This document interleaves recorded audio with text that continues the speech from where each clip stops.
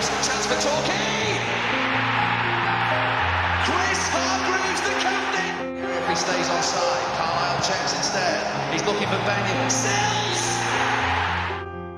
Hello, welcome to this latest episode of the Gull'S Eye View. I'm joined by Clive, Tom, and Chris. Interesting one this week. I'm going to call the episode, is it 2 points dropped to a point gained? Because there's quite a lot of different opinions which we're going to go through for this weekend. Also, we're here to review the 0-0 draw against Dagenham. I'm sure we'll be able to get 20 minutes, half an hour of it. Delightful game. But yeah, it was definitely, at the time, I had an opinion. And afterwards, I realised that, there's still quite a few positives, but we'll go into it. First of all, Tom, we'll go to you. How was your holiday? It was And very nice. very nice. You watched the game, I believe, on Darzan, didn't you? Yes, I wasted 2 hours of my last day on the holiday watching Torquay United draw 0-0 with Dagenham and Redbridge. Makes a So, change what you were left the all-inclusive bar alone, though, didn't it, Tommy? That's That yeah, nice is that's a from me, true, at good point. least. yeah. That's a good Yeah, point. true. What are your thoughts? And let's go into the game. Obviously, so we're playing a team. Let's be honest, who are one of the pre-season favourites. A bit of a, well, it's not a false lead position because they deserve to be where they are. They've got Andy Carroll.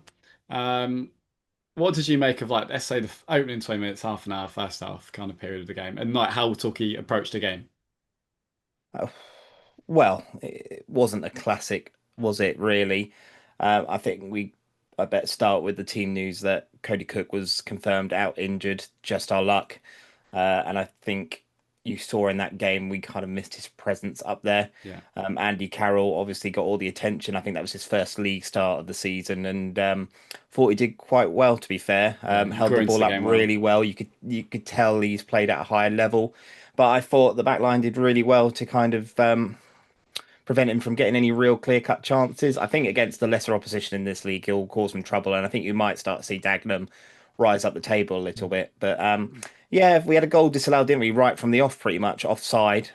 Didn't make the highlights packages, but I couldn't see whether it was onside or not. Dave Thomas on the radio seemed to think it was offside. Yeah, it was two teams just a bit backwards and forwards. Not really many clear-cut chances in truth.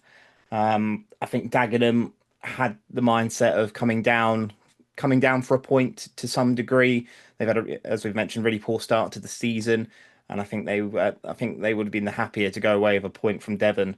But no, it was a physical encounter, two teams going at it, but wasn't really a lot to properly shout home about. I think, in truth, we had the better of the half chances, but there's nothing really clear cut from what I can remember.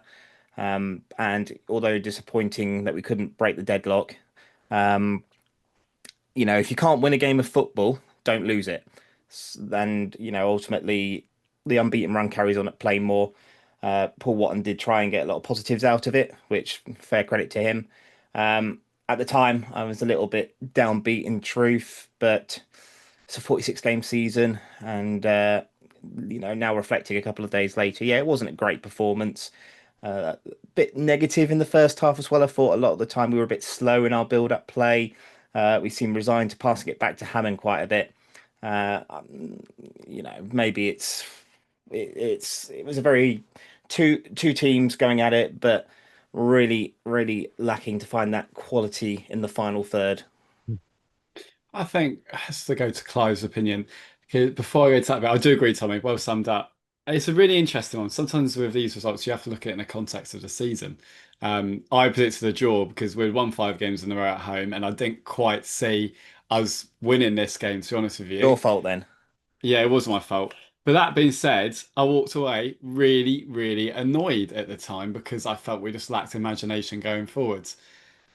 In hindsight, I also know the positives are we were absolutely brilliant at the back. And Andy Carroll did grow into the game and he did show his quality and we nullified that. But it's just a lack of imagination at times, Clive. What would you say? Most of it's been said already, to be honest. I thought Callum Dolan did okay, but he would have preferred to have been playing more in the middle. I think he spent most of the game on the left wing, and he did. In fairness, that if we were going to win the game, I think it was probably going to come from there. He did, Yeah. as the manager said after the game, he put certainly two or three decent crosses that didn't quite get converted. I think we probably did miss Cook as a pivot, really. The new lad Kean Dillon. He links the play well. He clearly solid. He knows where the goal is, but he's 18. He's still finding his feet. It's asking an awful lot for him to sort of lead the line on his own there, really. So it was difficult. I thought we played most of the football, to be honest. I don't think it was too bad. I'd certainly echo what everybody said about Andy Carroll. I thought he was fantastic. I really enjoyed watching him because Dyer and Dreyer, they're good centre backs. Anybody in this league would say they're possibly two of the very best in the division, and they didn't win a ball all game. They didn't do anything awful, and Carroll wasn't able to create very much. But I don't think he lost a header in 90 minutes. And what he was brilliant at was just nudging, just giving the little nudge, taking the ball on his chest, and it just stuck like glue, didn't it? I thought it was really good to see a class player doing that. Apparently a really nice guy as well. Had a photo taken with somebody that I know. After the reason I know the photo was taken was that Kyle showed me it half a dozen times on Saturday night. He was very, very proud of it. But yeah, I think we were never going to win all 23 home games, were we? They came for a point. They were well organised. They are a better team than their form shows. And a really good block by Fulston at the end. How many of them games have we seen Torquay lose 1-0 in the last 5 minutes in our life? We didn't. It's another cleano, and we move on. So it's a fair summing up. Chris, what have you got to add to this? Yeah, I mean, I think it's a sort of game where your mentality dictates how you leave the game. I think if you're a half glass empty sort of person, then you're going to be disappointed. We weren't good enough. It's not fair. But the way I saw it, I mean, I would agree with a lot of what you've said there. I would say they fell under the category of, we've discussed before, teams like that will kill football.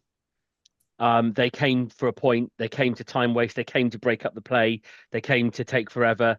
They came to sit down. They came to have head injuries and do everything you can. And you have a game plan. That's fine. I have a bit of an issue with the way they went about it because they got what they came for. But that said, they did defend very well.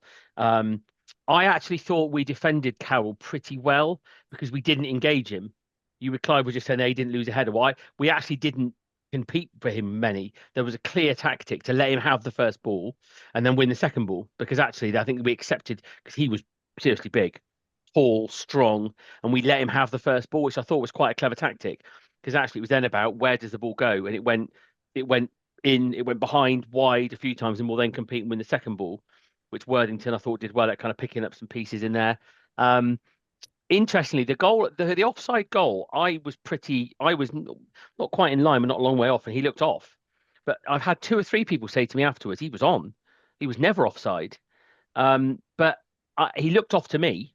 But who knows? So I mean, it was pretty cut and dried as it happened to me. I'm quite okay with the point, because I think it shows, as we discussed on Sunday, Swanee, I think it's important that it shows the importance of your away record in an odd kind of way, because actually if you're not going to win every home game, you're just not.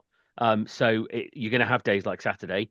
I think we would probably have lost last season, because there's a bit of a stronger mentality, and that tackle from Fulston at the end was outstanding to preserve the point. But I think the frustration for Paul, which we might well find out on Thursday, when Clive goes to the presser, that actually I think he'll just be a bit disappointed with some of our quality in the front third, because we actually isolated the right back, who was on a booking a lot in the second half, with Dolan and then Morgan, and we had no output. There was no quality. It was a good cross into the box. It was a good final ball. It was a good ball across for someone to finish off away from getting a goal. And I think if we'd been able to break the game open, it would have had to be a different game. So I've got a bit of frustration on that, because I think we're better than what we showed. We didn't get enough quality in the front third. Dylan had the one chance, didn't he? When he did everything right, ball around the side, cut inside. Watching the replay back, he could have rolled it across to, I think it was Dennis on the 6-yard line, but in that moment, he's going to take him on and try and shoot, isn't he? So, yeah, I mean, I'm okay with the point. But it's the classic. If we go and win at Chesham this weekend, then it's an even better point, because I think, yeah, they were a good physical side. They were well structured, well organised, closed down the spaces, didn't let us play, didn't let us hurt them. But I had a bit of a frustration with how the game played out, because that's not a football match.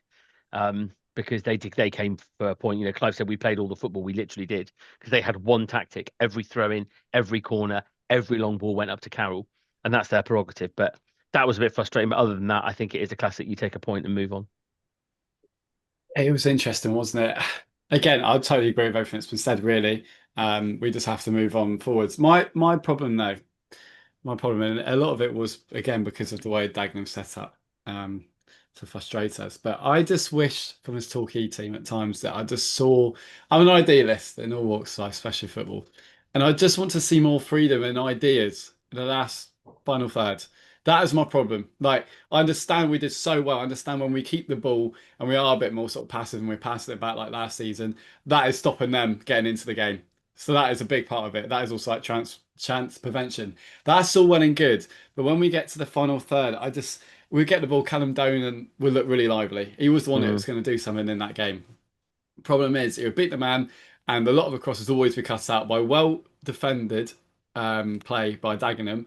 But I never felt like we are going to score. I love watching a team. We were like, every time we come there, we're going to score it. We're going to score it, and I just wish like Jordan Young in the last chance. Because you look on highlights, we always look a lot better. But like, you can be I just feel like, go on. I was going to say you're as good as your opponents as well. And, as managers, you hear when Paul will say something, opponents can play well as well. I thought tactically they did, forgetting all the time wasting, all that nonsense. I thought tactically they closed the spaces down. They didn't, they competed for every ball. They defended every ball. It's a classic small margins though, isn't it? That header that Dyer had in the second half that the keeper just pushes into the 6-yard box. On another day, that just drops to somebody who stabs it in. Or, all Young's got to do is dip that shot a little bit, hit it a little bit, with a little bit more drip on it, and it'll hit the bar and bounce in. And it's small margins, isn't it? It wasn't quite our day.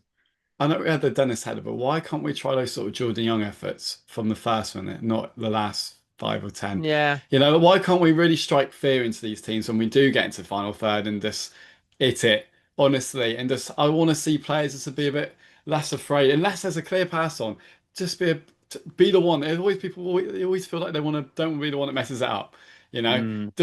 They just seem as good as we are as a unit at the back in the last 3 games. I mean, I've been for most of what has reigned, apart from maybe quite a lot of the start of this season.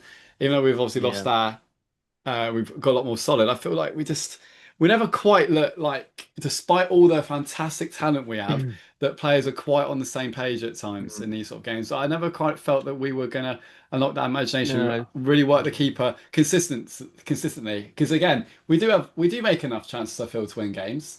So you could be like devil's advocate, Sam, a little bit. Yeah. Like just just a bit more. This team, from an attacking sense, they've only been together about 3 weeks because they were all injured, weren't they?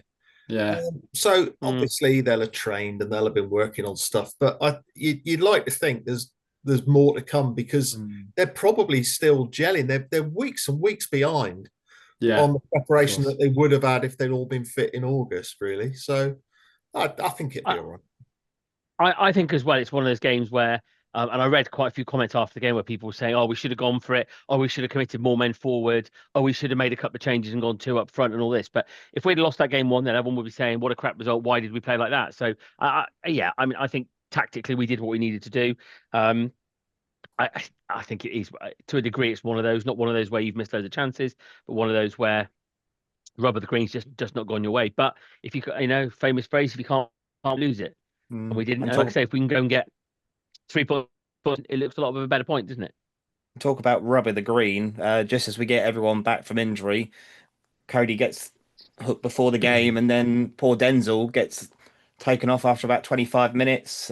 Chris, I think you brought it up on the WhatsApp group before kickoff that he was struggling. Yeah, I'd be interested to ask that question, Clive. I'll let you take the bullet for me. But yeah, I don't know how wise a move that was, because he definitely, about 20-3, physio came on and he was stretching. You could see he was and he kind of did a couple of jogs and then he went in, and you didn't come out again in the warm up. And Thomas was doing the warm up in the back 4, and then Denzel came out. Now, is this the classic? Well, it's the responsibility of the player to tell us how it's feeling, or did they give it a go, or should they have pulled him out? It's a question to ask, because when he's then out for 25 after 25 minutes, and then Paul says straight after the game, "Don't think we'll see him next week." Is that a player responsibility to say, "Don't feel right here, Gaffer," or is it the Gaffer's responsibility to say, "Look, actually, we need to pull him out because we need to protect him in case he's injured. It was a funny one, that, but it felt like he shouldn't have started to me. But I'm uneducated in as to what the conversation was. You can only go by what the player says, I guess. If he says I'm fit, Gaffer, I'm I fit, you have guess to so. It might be take on it him. on him to do it. Yeah, It's a shame. It's a yeah, shame because he's done really well, I think, Denzel, since coming yeah. in. You know, he was a trialist and Mm, on non-contract terms, and he's done well to get it extended. So yeah.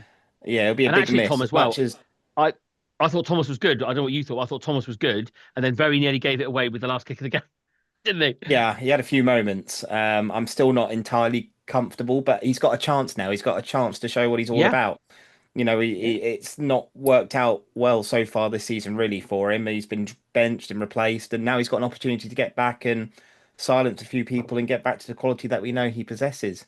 Um, it'd be tough games though. He's got coming up, but yeah, it's disappointing, and it's just we're cursed this season, aren't we? We are absolutely cursed with injuries. Just as we get over one crisis, another seems to build. And from what Paul said at full time in the post match interview, the Cody news doesn't sound all that promising either. Really, it sounds like he could be out for quite a while, which would be a big loss. Like watching Andy Carroll play as well, it was reminded me of Danny White back in the day. You know, he was holding up everything, and yeah. what a play Danny White was for us. I really enjoyed watching him play as well.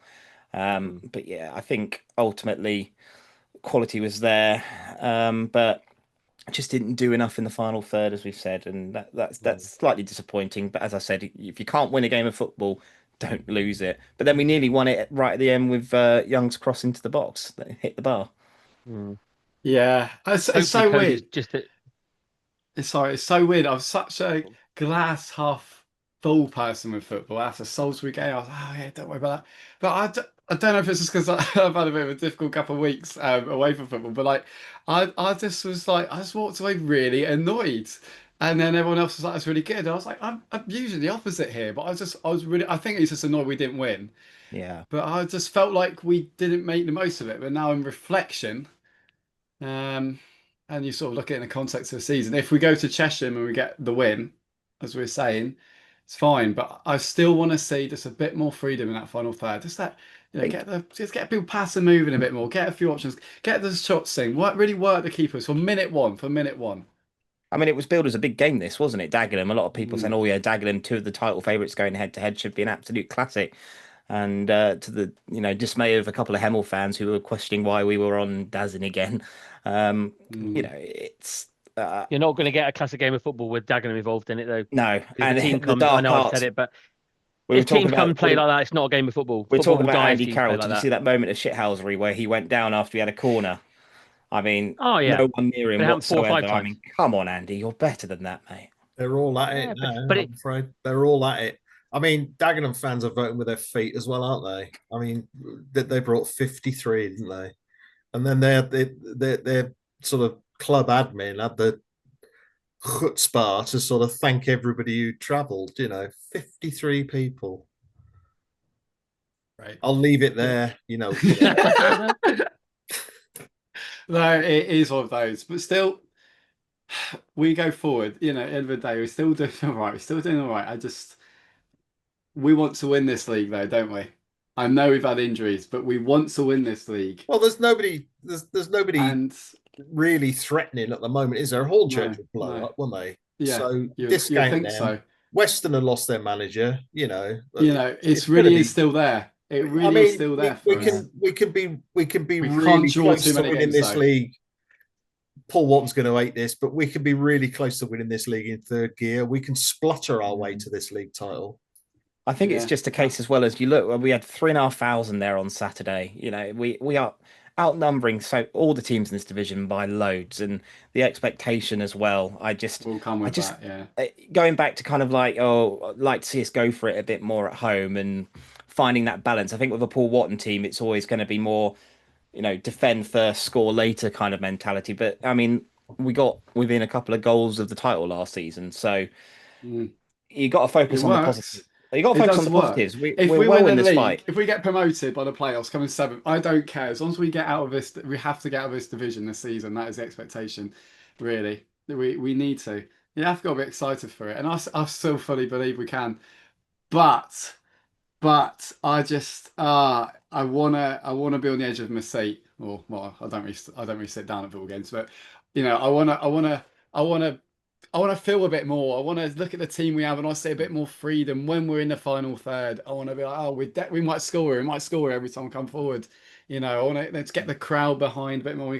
Bring up the crowd a bit more. Just needs some. Just needs a long ball. Just needs a shot from distance. The crowd's behind. But when we're just kind of sat there and it's like chess, and I know that's football and I know it's part of it. If we win promotion, I don't care, right? The main thing is winning in football. But I just feel like in order to get to that next level we have to just be a bit more fluid in the final third. I Can I think as quickly well, lay the a other thing to question? remember is go on, no, go on, Yeah. Tommy, go on. Sorry, Chris. Just a question for you three. Do you think that kind of affects the crowd noise at Playmore at the moment? Because although we've had a good start at home, let's be frank, in my personal opinion, the atmosphere hasn't been fantastic this season, all things considered. And I think especially the game on Saturday, the way we were sort of passing it about, and there was a lot of moaning and groaning, especially in the first half, passing it back. Um, do you think the atmosphere is a bit more timid this season? Do you think it's just the way we conduct ourselves on the I pitch? think you can use the atmosphere more. I think, we really need to make people scared in those first 10 minutes. I'm all for keeping the ball, all for keeping the ball, but really get those sort of fans. So what it needs is just something the player. I'm just kind of really use that sort of atmosphere because fans need something to buzz off. Fans need something to buzz off. Like I know the fans can really be the 12th man, but fans also need something to just get excited about. A few shots or stuff like that, a few yells, and it just changes the game. I think sometimes you can make it and show too much respect to your opponents. And I feel like as solid as we were, we might have just shown a little bit too much respect on Saturday. Whether that was a game plan or not, but that's just how I I saw think it. it's worth remembering as well, and it's this kind of we've kind of almost gone full circle in what is it, 11 games? Hmm. Because you think we were the top goal scorers in the league, what, 4 games ago? We scored 3 goals a game at home, conceding far too many, and we're all going, crikey, we need some cleanos here. And then in the space of 3 games, we've had three But cleanos in a row and scored 2 goals. Now all of a sudden everyone's saying, oh, I we're too don't think we conservative, were oh, we need to play more. I don't think we were conceding Ah, goals because of our style of play. We were just conceding a goal because we're tighter now though. we had a complete inability to defend the ball into the box. That's how I saw how we conceded. And now we've Yeah. got that back. I know we're a bit tighter and we keep the ball a bit more, but we just conceding stupid goals because we just couldn't defend a ball into the box all of a sudden as a unit. And now we can again because that's what we can do. So Yeah, but I think it's but these things do. We've played. I think we've kept clean sheets against Ebbsfleet and Dagenham. Well, if I told you that at the start of the yeah. season, you'd have thought, oh, Oh, that's I all agree. right. But yet we've Yeah. conceded 2 against Slough, Dover, and all these other teams. So I think to a degree it is, but it is, as Clive said, you've got to hope that these attacking players, are finding their feet again. It looks like we're going to have a bit more disruption potentially with Cody getting injured, but Fish isn't far off. Dylan's done all right. Dolan's fit now. So there's going to be injuries, isn't there? And we got 3 game week coming up, haven't we? Which will test those fitness standards again. But yeah, I think Sonny Blulow, everything coming back in is a good thing, and no doubt he's a talented player. I do I do wonder at times at home if having 2 of them sat is necessary. If we could perhaps be a little bit more offensive with, because we had him and Worthington sitting and picking up the ball, and it was about trying to move them around, wasn't it, on Saturday, and kind of create the space. But I think in some games at home, I don't know we're going to need both of them in there, because they naturally sit, don't they? Although Worthington did get forward a bit, but I wouldn't mind seeing in some scenarios maybe Dolan in there or somebody who can kind of drive a bit more. Yeah, Yeah, I I'd agree. like to see Morgan on the I left like to see wing Dolan and and Dolan in a Nolan in 10. behind, really. Oh, that'd be nice. I Um, was thinking that all the game, really. yeah, just quickly on the atmosphere, I don't think we should get too down on it, really. I mean, I'm an old boy now. I my days of jumping up and down the pop side are over. I save that for away games, really. Um, but yeah, it's not been sort of raucous this season, but it hasn't been that bad either. And I think we ought to give ourselves, as a fan base, we should give ourselves a bit of credit because there was 3,500 people there, and like they were all Torquay on Saturday. We're Mm, averaging is it yeah. is it 3,300? I think the gates at this point in the season are very very similar, if not very slightly higher than what they were last year. So you know, Mm. South Devon's still back in this club, and last year we had the highest home average for 50 years. We're clearly on track to get somewhere close or better than that again. So I think it is a bit difficult. I think Dom, our editor, sort of made a comment earlier on that chimed with me a bit. I think people maybe are sitting back a little bit and saying, right, come on, you need to go and win this game. So almost sometimes there's a danger that you might be like waiting for it to happen rather than really trying to be a factor. But I'm not, I don't think we're at sort of library levels at all. I don't think it's like No, not at all. No. I think playing more's No. fine. Yeah, no, I agree. I think as it's well, fine. the other thing which I was curious of before the season is, you think those crowds last year, it was crest of a wave, it was momentum, it was new owners, Yeah, it was yeah. all the brilliant stuff happened last year, and then with the way that it ended, with such a kind of a flat playoff defeat at home, that you thought, well, are some people going to think, oh, well, that's that then, and kind of leave it alone almost. But there's no doubt, I think season tickets, if slightly higher, if not, than last season. And yeah, to have those crowds to be on a par and slightly higher than last year, I think absolutely shows the belief. There's that for age-old adage, isn't it? Is it up to the players to entertain the crowd? Or is it up to the crowd to back the players to lift them up to perform better? It's a bit of both, isn't it? But I think, you look at those games where we scored early, the atmosphere's been good. But like I said, Saturday needed a goal to break the game open, and it just never came, did it? For reference, I've only been to the Enfield home game in Ebbsfleet, so they're the only two that I can really bounce off of in terms of my Playmore atmospheric experience. But when I went to the Ebbsfleet game, it was a little bit quieter than normal. But just an observation more than anything else. But I think second half was nervy in that game, when you get in 3,500 in at Playmore every week, that should be an advantage for us. And hopefully the fans stick with it. Yeah, the football might not be the most entertaining to watch at the moment. There's still plenty good that we can talk about this season, and hopefully come the end of it, we'll all be celebrating. Yeah, I agree. Still plenty to look forward to.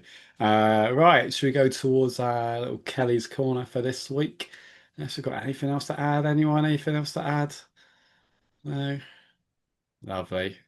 Cool. Kelly, you ready for your corner? I am ready, back after a week hiatus. I don't know if I'll do won't be anything as good as out last there. week when Clive did it, will it? He did a very good job, Clive. I thought he did very well. Very good. So thank you to everyone who has written in this week. A lot of engagement for this one as well. So this week we ask you, from Chesham, Chippenham and Dorking, how many points will we pick up from our next 3 league games? I will start with the ones on X. So Chris Braun, good evening. He says, I think 5 points. Even though we have that away win under our belt, I'm still concerned about our away form. Alan Wills says 7 points would bring us back to 2 points per game. So I'm hoping for that. We should be able to win 2 out of those 3. Tom Beddoes, ever positive, 9 points. Start to make our intent for the season clear. Bobby Ray says 5 points, but would be happy for more. A win at home and 2 draws away. Paul Mahern says, I'm hoping for 7 to 9 points. Just like to say the reviews of Paul Mahone do not reflect Goals I View or Talkie Talk. He says, let's beat the cheats on Saturday. Follow up with a nice home win on Tuesday and then a point, hopefully 3, at Mad Mark's house. We'd take a point there, though, on that terrible pitch. Our players may need goggles to avoid pellets in the eyes. Thank you very much, Paul. Disco Barry says, think probably 5 points, especially as Cody could well be missing for a while. Need to put Morgan on the wing and bring Dolan into the midfield to have more of an impact, probably at the expense of Low Everton. Not sure I'd do that away from home, just to clarify that from my point and that point. I'm not sure I'd do that away from home, but that's the point we just discussed, isn't it? Mm-hmm. And Josh Coles says 7 to 9 points. We've got to win the home game on Tuesday. Away games have proven a little precarious so far, but I back the lads to do a job versus those cheats. Chesham. Again, the views of Josh Coles does not present Goals I View or Talkie Talk. Talking away, well, they like represent my views because Chesham were a fucking disgrace last season, weren't they? Come on, they were appalling. Chris has been talking about like anti-football tonight. That lot was the worst I've ever seen. So yeah, we owe them one. Let's go up there and sort them out, please. And he finishes off saying, Dorking away, like the season, would be a statement. If they've still got big players missing, we need to take advantage. And I'll go on to the one on Facebook. So a lot of engagement for Facebook this week. Again, thank you, everybody. My good friend Gaz Iggleston says 4. Oh, wait, sorry. I thought how many shots on goal. Craig Hughes says, I'd like to think 7 at a minimum, but being as there's 2 tricky away games in there, I'm going to go with what I've seen this season so far and say realistically, it will probably be either 3 or 4. I know we won at Salisbury, but I don't see the away form improving much, in all honesty. If Cody Cook is injured too for a while, then that will be a real blow. Denzel will also be a miss as he's done really well, but I do rate Jordan Thomas, and I think he will up his game with the competition that he now faces from Denzel. Ian Tyson says, my heart says 7. Win the first 2 and then a draw. It's the start of a title charge. However, my head says 4. Draw on Saturday, win on Tuesday, and then a loss at Dorking. The lack of a recognised striker may make us somewhat toothless up front. Tim Shan says, going to be optimistic with the returning players, though Cook will be a big loss as neither Dylan or Fish are like for like. I'll be hopeful for 7 points with wins against Chippenham and Chesham and a draw at Dorking. And finally, we have Goalpost, who says picking up 6 or 7 points from the next 3 would be strong considering who we are up against. Chesham and Dorking are not easy away trips, and the former could prove a banana peel this weekend as they have caused us problems in the past and play a style of football we often struggle against. With or without Cook and Denzel, I would like to think we have it in us to get a positive result against a patchy Dorking side. Chippenham have the worst away form in the league, so should, fingers crossed, be 3 points against them on Tuesday night. That is everyone. Thank you very much for your contributions this week, everybody. A range of predictions there. I did an article, I think, a couple of weeks ago with my October predictions. I think I had a draw at Chesham, a win against Chippenham, and then a defeat against Dorking. So one of the negative sides for me. Nice. Right. I'm just trying to think, where are Dorking in the league? I'm just having a look because I don't feel to have seen them anywhere kind of near the top, but then they're not far off, are they? They're not far They off. are 9th, 15 points from 10 games, and we've got 21 from 11. So, yeah, I'm going for 7. Win at Chesham, win at home to Chippenham, draw at Dorking. I'll take that. That would give us what, 28 from 14? That's your 2 points a game. Yep. You're channeling out Yeah. Alan Wills there, aren't you? Go on, Clive, what's Wow. yours? Oh, I'm not a strictly fan either to go 7. 7. Apart from Paul Robinson did it this year, so that's good. think we can probably get a win at Chesham.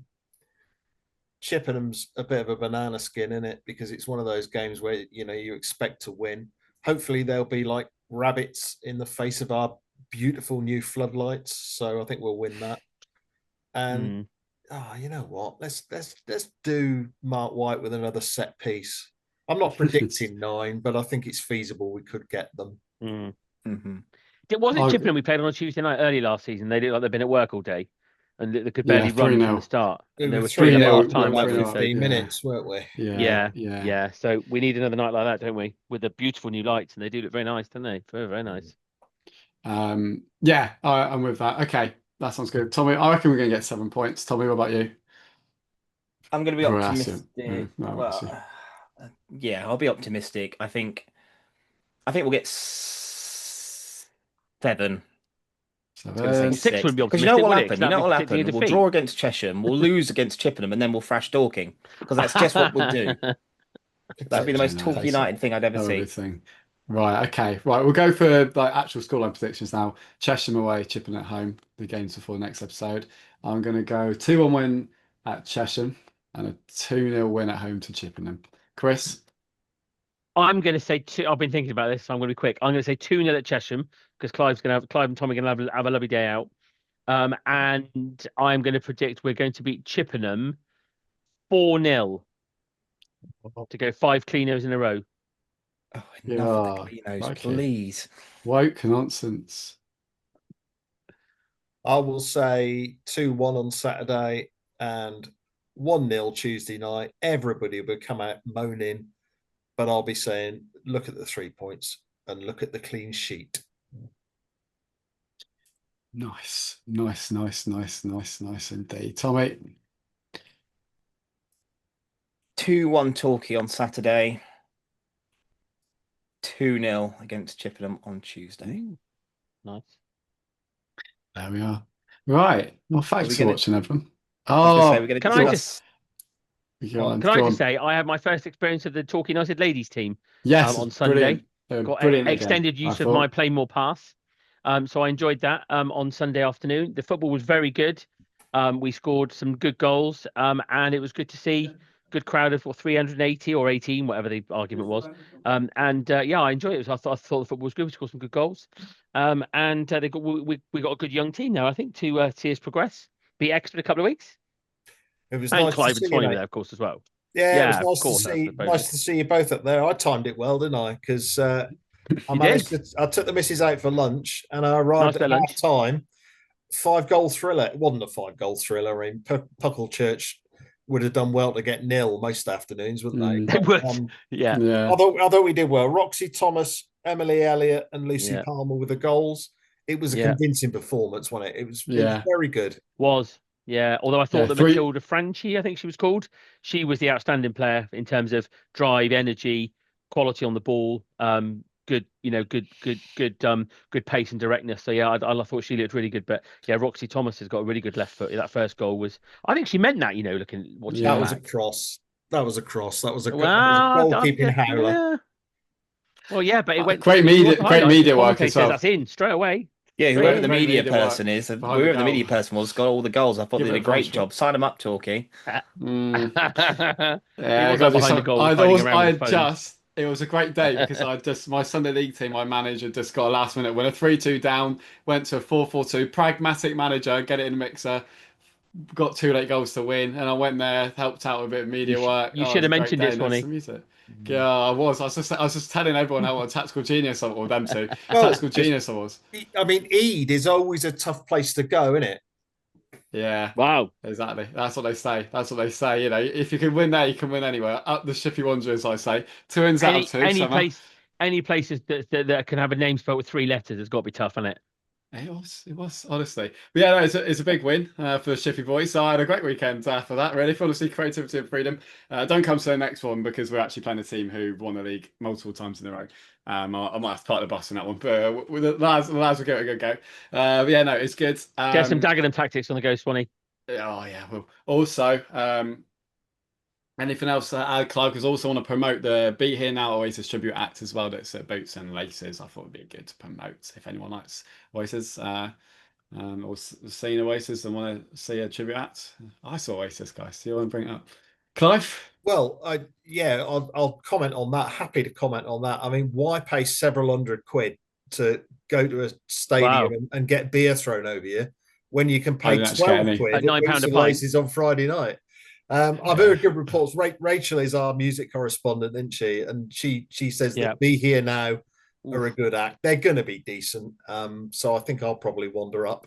And Can I just say, Clive, I apologise to your son for you just referring to Rachel as our music correspondent because I think Matty would probably have a little bit to say about that. he's Yeah, got a fair I'd bit to say a say lot about about most topics, and they so bless his Yes, heart. yeah. I've got a serious one as well. Only prompted by there was a really good piece on the ITV regional news tonight, interview with Alex Fletcher, and sort Yeah. of remembering that Billy Vigor actually lost his life playing the game that we love a few weeks ago. The FA's gone dreadfully quiet again. Alex Fletcher is very much of the opinion, and this is a direct quote, that the FA have dropped the ball in the 2 years since he sustained the injuries that could have killed him and that ended his football career. Nothing much has changed around lots and lots of grounds at low levels. And I think the FA is just asleep at the wheel. So I just wanted to sort of mention that, really, because it could happen. It could happen Again. on almost any ground, and Can happen on ours. that Can wall happen in at front, Playmore. that wall in front of the pop side is worrying a few people. So I believe that that's being looked at, but what we need is action, really. We were very vocal about it 2 years ago with the Alex Fletcher thing because it was shocking. I also, as I said at the time, I went to primary school with Alex, so it had another even bigger layer for me personally. And I really thought at the time that the FA and people like that would be proactive. We were all fuming What made you think that? that we were all fuming. It took that that for him to try and change anything. And they still, I know it's money, I know it's Leeson, but still the players' health and safety is the most important bit. We can't do justice with words. What a tragedy happened the other week. It is disgusting.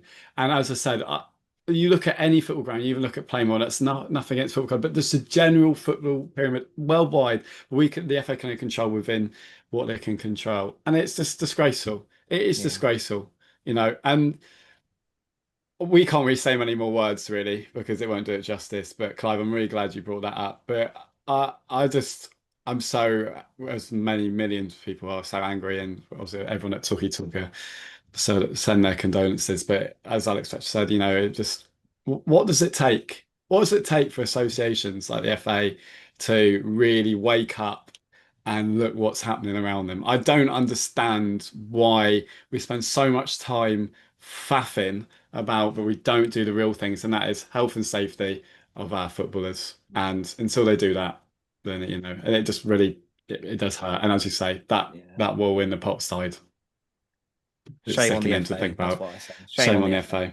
Yeah, no, and the football clubs need the support to put that in. But so it is good to see that there are some football clubs who are taking action, because the way I look at it, it looks like the FA are kind of, as we've said, washing their hands of the thing and leaving it to clubs to sort out, when actually they should be the ones that are putting that directive forward. But it's sad. I live not too far from Chichester where it happened, and I know the local impact has really affected a lot of people locally and in the local football scene around here. So I hope there is change. I hope the Brink Consortium are looking at ways of making Plainmoor safer, because the way things are going, it's going to happen again. And it shouldn't take someone to lose their life like that for action to be taken. It's something that should have happened years and years and years ago.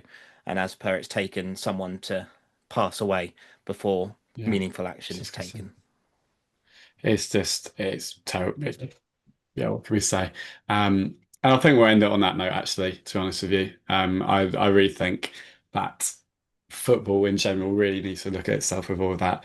And as we say, let's just hope that we do start to see the change needed and fast for the safety of our players. But on that note, I'd like to thank everyone who's watched this week, commented and all that kind of stuff written into us. And let's hope that on the pitch for Torquay, it's a positive week, and we come back probably next Wednesday or Thursday speaking about 6 points. Thank you for watching, and we'll see you then. Here's Hargreaves, chance for Torquay. Chris Hargreaves, the captain. If he stays on side, Carlisle checks instead. He's looking for Benyon. Sells.